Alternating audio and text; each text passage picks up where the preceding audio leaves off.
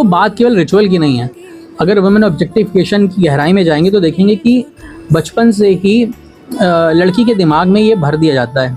उसको ऑब्जेक्ट बनने की ट्रेनिंग घर से ही स्टार्ट हो जाती है। उसको लड़कियों वाले एट्रीब्यूट्स सिखा देना, उसके बाल बड़े कर देना, कान छेद देना, मेकअप करवा देना, और फिर थोड़ी और बड़ी होती तो फिर उसको ऐसे चलना है, तुमको ऐसे बैठना है, खाना बनाना सीखना है, क्योंकि 20-25 साल बाद तुमको किसी पराए घर जाना है। तो बचपन से ही उसकी कंडीशनिंग करना घर वाले ही चालू कर देते हैं। तो लड़की को भी नहीं लगता है कि उसका शोषण हो रहा है। तो जब कभी भी शोषण होता है तो शोषण में दो लोग की इन्वॉल्वमेंट जरूर होती है। एक होता है शोषक, एक होता है शोषक जो शोषण कर रहा है, और शोषित जो शोषण जिसका हो रहा है।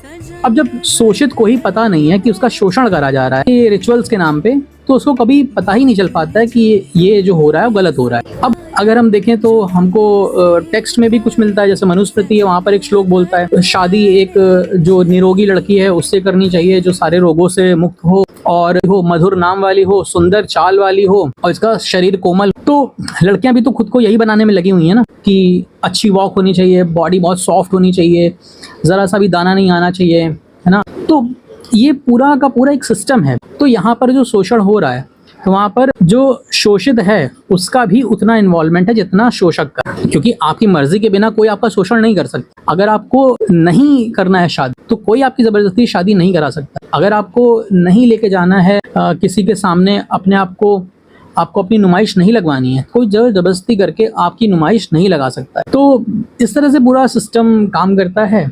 और अगर आप अपना ऑब्जेक्टिफिकेशन करवाना बंद कर दोगे तो किसी की भी दम नहीं है, किसी की हिम्मत नहीं कि आपको ऑब्जेक्ट की तरह देख